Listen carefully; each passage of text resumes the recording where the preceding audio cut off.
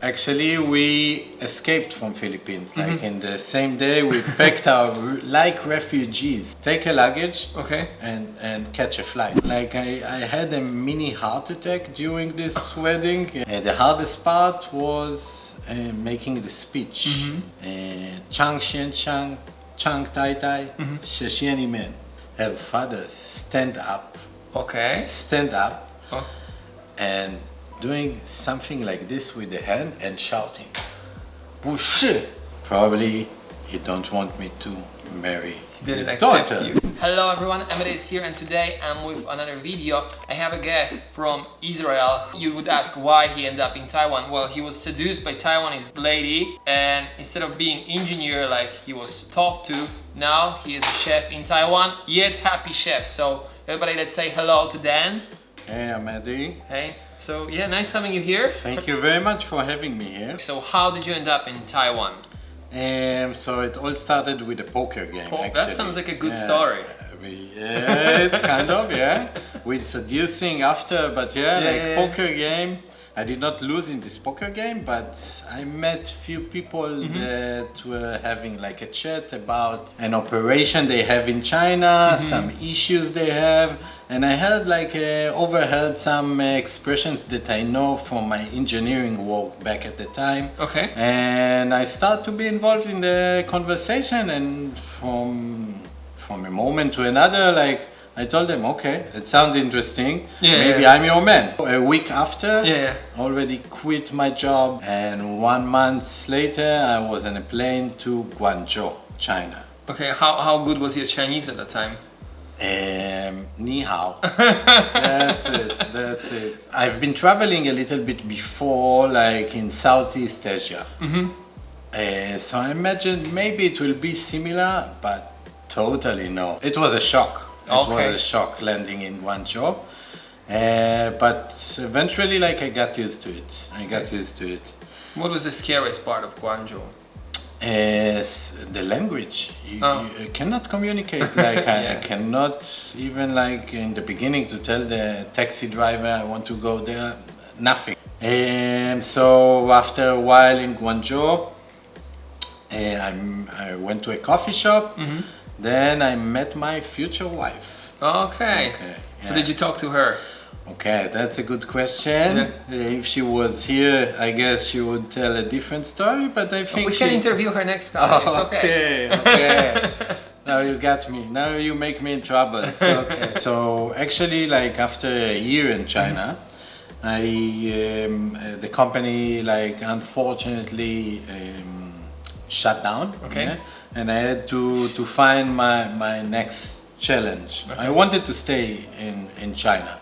I wanted to stay, and in the last evening before deciding to travel a little bit in China and see her, I've met my future wife in a coffee shop.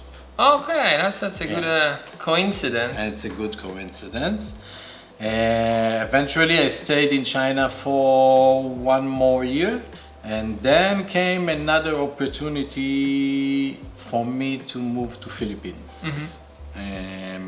So on your way to Taiwan, first Israel poker game, then Chinese coffee shop in Guangzhou, and now Philippines. We loved the life in Philippines, actually. We enjoyed it.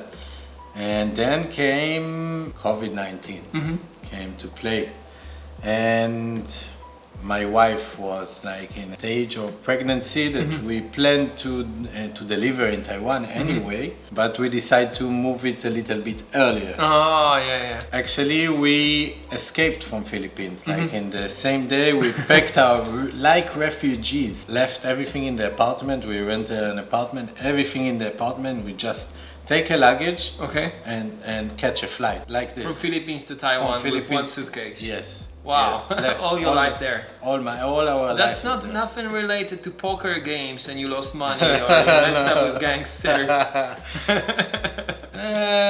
Not that I know. Let's blame COVID on that one. Blame COVID. So you've been before in Taiwan, right? Yes, couple of times. One of the times that we came, we got married as well. Taiwan. So did you have traditional wedding in Taiwan? Yes. Definitely traditional, and I think like I had a mini heart attack during this wedding. Yeah. Too stressful. First of all, too stressful. Second of all, I had to sing a song in Chinese. Oh God. Yes. Walking hand by hand with my wife in a speaker, like with a microphone, for everyone. It's a KTV but without the subtitles. Exactly. But that was the easy part. Oh, really? Of the wedding. Yeah. Just a singing song in Chinese. Yeah. Yeah. Apparently, I thought this would be the hard part, but eventually it was the easy part. The hardest part was making the speech. In Hebrew, we say toda. Okay. Toda, it's like thank you. Toda, Abba and Ima, my parents. Yeah. And I wanted to say the same to her parents. Yeah. So I was saying in Chinese, Chang Xian Chang, Chang Tai Tai, Sheshian Men. Okay. Her father stand up, Okay. Oh. and doing something like this with the hand and shouting, 不是. Oh God. Yes. Wait, So- was he angry? So that's what I, like for me. I'm not sure how many colors I changed in this specific moment, but it was okay. Probably he don't want me to marry Didn't his accept daughter. you. Yeah. And after a few seconds that I did not breathe, like they explained me that from now on I cannot. I need to approach them as Baba, Mama. Oh.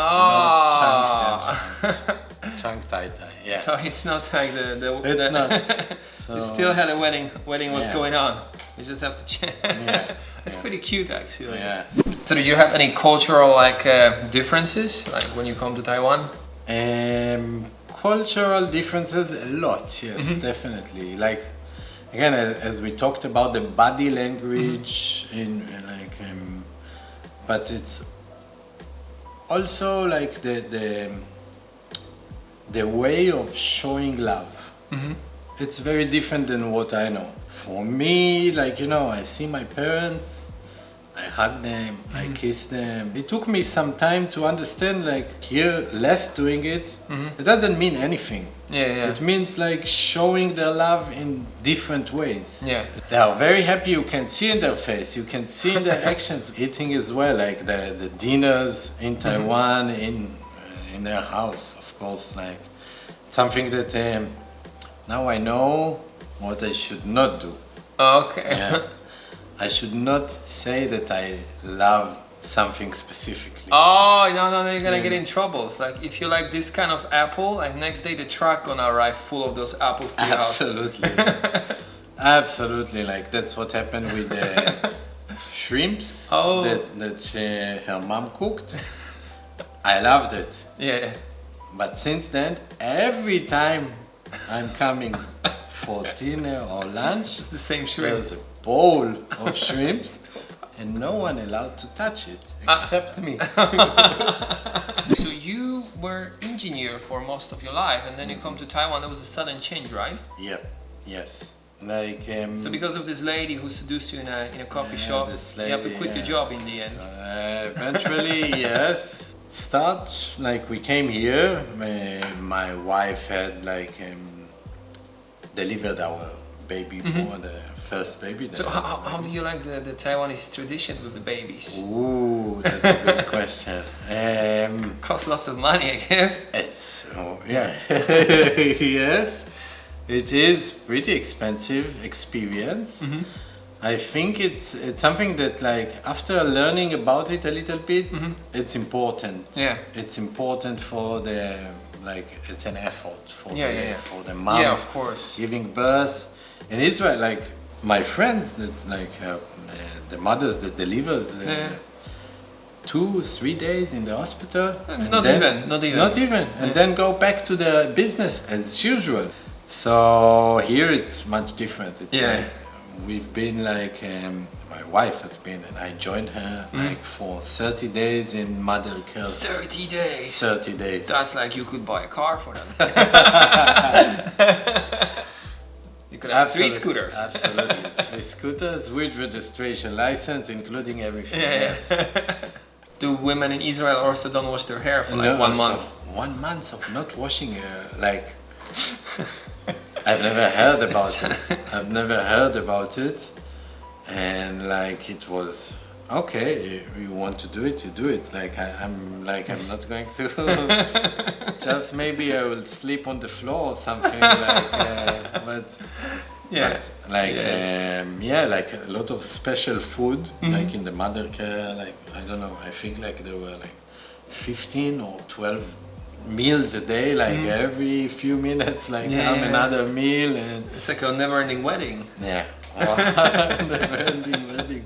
How is it switching your life from working for someone to working for yourself? When we came to Taiwan, I was to think about what the future holds, and if we decide to stay in Taiwan and not go back to the Philippines, and my Chinese is not well enough. And so we start thinking about what we can do, what I can do here, and cooking is something that I always had passion to it. I used to cook all the time at home, and like I was missing a little bit my hometown food, it's not very common to find an Israeli food in Taiwan. And start importing little stuff like, for example, tahini. That's what in Taiwan, jemajiang. Different than Taiwan sesame sauce.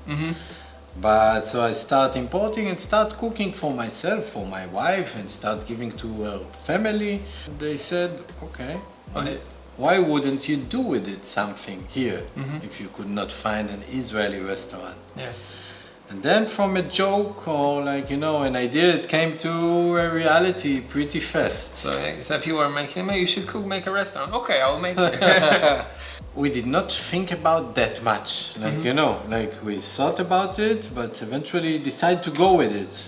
Because it's something that I love. My wife is she has... Make sure she listens to it. Exactly, very professional. Regardless, she's the sweetest person in the world and supportive person, but she's... What did you do today? We'll see later. If you're in Kaohsiung and you want to visit and try some Israeli flavors, make sure you visit. Absolutely. If you're not in Kaohsiung, then why are you not in Kaohsiung? Then you have to definitely visit it. You've been 2 years in China, 3 years in Philippines, and 1 year in Taiwan. 2 years in Taiwan. 2 years in Taiwan. And is there something you don't understand about Taiwanese culture yet? The only question is why can you play mahjong only in Chinese New Year? No, I don't know. I don't play mahjong. I don't gamble. I don't play poker. But maybe the audience know. I play only in Chinese New Year with my wife family. Okay. And I'm a small fish there, they're always drinking my money, but it's okay, it's with love. Write a comment, thank you. Okay, so thank you very much for watching this video. Make sure you visit his restaurant. We're gonna put the address underneath, it's definitely worth trying. And thanks for watching this video. I'll see you next time, subscribe to my channel, bye bye.